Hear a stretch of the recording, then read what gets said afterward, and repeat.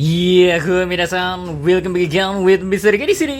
Oke, balik lagi sama pembahasan One Piece nih, Re. Masih belum beres pertarungan Luffy dan kawan-kawan di Pulau Egghead. Kita semua tahu kan kalau apa yang sudah menunggu mereka semua adalah Pulau Elbaf.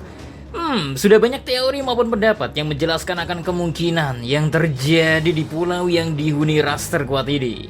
Nah, di konten kali ini Mr. K pun bakal coba bahas sedikit tentang apa yang menanti Luffy dan yang lainnya di Pulau Elbaf. Baik melalui mitologi yang diambil oleh Odachi ataupun mengikuti alur cerita yang sedang berjalan saat ini. Penasaran kan kira-kira apa saja yang menanti di Pulau Elbaf nanti?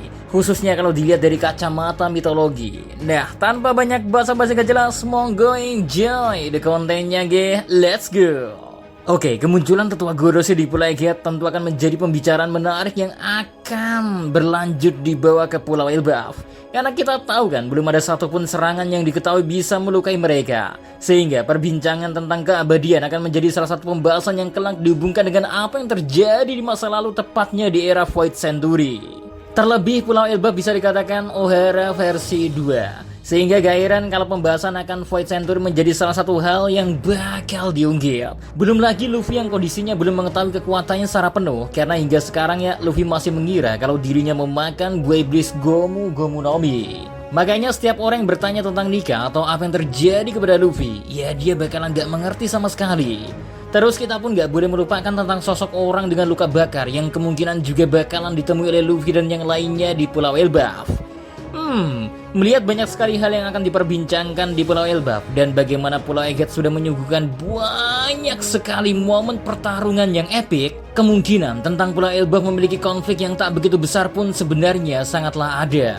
Apalagi kalau dihubungkan dengan keberadaan sosok Shanks yang menjadikan Elbaf sebagai tempat mereka berdiam. Harusnya kemunculan Luffy masih membawa ketenangan dan pertarungan dengan pihak Angkatan Laut ataupun pemerintahan dunia bakal berhenti sebentar.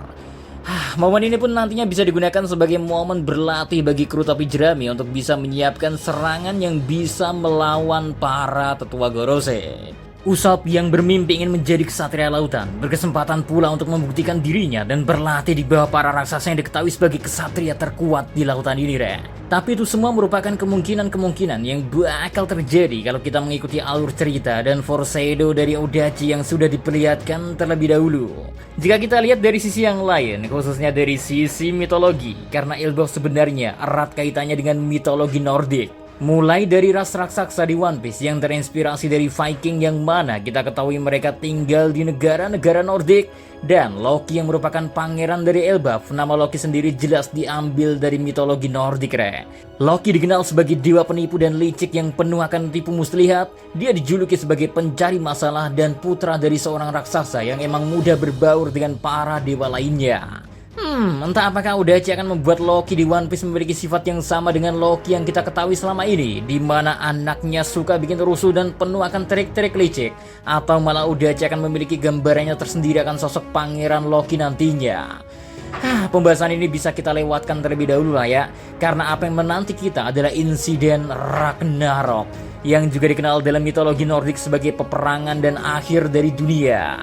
Ya, jika Odachi ingin ikut mengadaptasi mitologi Nordik ke Pulau Elbaf, maka apa yang akan terjadi di Pulau Elbaf bahkan bakal jauh lebih parah dari apa yang terjadi di Pulau Egghead, Re. Peperangan besar akan terjadi dan emang ada beberapa tanda yang bisa digunakan untuk mengetahui kalau peristiwa ini akan segera terjadi. Kekacauan moral, setan datang dari segala penjuru dunia untuk menyerang para dewa dan matahari menjadi gelap. Sebelum dunia baru akan datang, hal-hal seperti itulah yang bakal menunggu kita semua. Dan entah mengapa jika dihubungkan dengan apa yang terjadi di serial One Piece sendiri pun ya, kita ketahui moral jelas sudah hilang.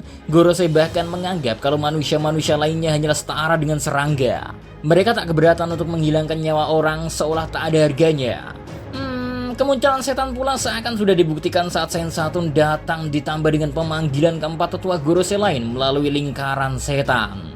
Yang tak kenapa lingkaran itu pula banyak dihubungkan dengan ritual-ritual pemanggilan iblis, Re. Sehingga semakin masuk akal jika sepertinya Ragnarok mungkin terjadi di dunia One Piece. Soalnya pada akhirnya kondisi saat ini pun di dunia One Piece bisa dikatakan kalau mereka sedang menunggu fajar yang akan segera datang, yang berarti matahari sedang tertutup.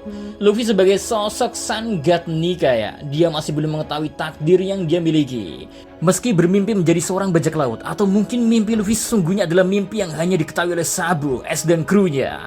Tapi takdir Aor Bakasenjo menjadi seorang Sun God Nika pun tak bisa dibantah. Luffy akan menjadi orang yang kelak membawa Fajar datang kembali ke dunia One Piece, sama seperti apa yang dikatakan para mitologi di Ragnarok, di mana dunia baru akan tercipta dan matahari akan bersinar. Tapi jika bukan angkatan laut atau pemerintahan dunia mencari masalah di Pulau Elbaf, karena kita tahu sendiri kan, sebagai salah satu negara terkuat, kecil sepertinya kemungkinan untuk mereka diserang. Walau tak menutup kemungkinannya jika seluruh kekuatan besar angkatan laut emang dikerahkan ke sono. Ditambah dukungan dari tetua Gorosei, insiden Ragnarok seolah emang bisa terjadi. Cuman kalau ini semua mungkin tak berasal dari keduanya. Loki sang pangeran Elbaf mungkin menjadi biang atau sumber masalah lain bagi kru topi jerami di kemudian hari. Sama seperti bagaimana Loki yang dikisahkan sebagai pembuat onar, Pangeran Loki di Pulau Elbaf mungkin melakukan sesuatu yang berujung membuat gesekan dengan Luffy dan yang lainnya. Ya, entah hal mana yang akan dipilih oleh Oda Sensei ke depannya memang, karena terkadang kita pun tak bisa menebak hal itu, Meski clue-nya sudah diberikan di depan mata, hanya saja mau yang manapun ya, Arc Elbaf yang akan menanti kita semua bisa diberikan sedikit harapan yang sangat tinggi. Mengingat isi dari informasi yang bakal terungkap di sono pun jelas gak kaleng-kaleng. Pada akhirnya, setelah selesainya arc Pulau Egghead, kita semakin mengerti kalau informasi-informasi yang mengungkap misteri di masa lalu semakin sering dibongkar, yang berarti akhir dari serial One Piece memang sudah sangat dekat, Gimana menurut kalian? Apakah sudah ada tebakan sendiri atau malah pemikiran sama apa yang Mr. K bahas di konten kali ini? Ya, pokoknya jangan lupa cuit di kolom komentar, So, see you again next time in the next content.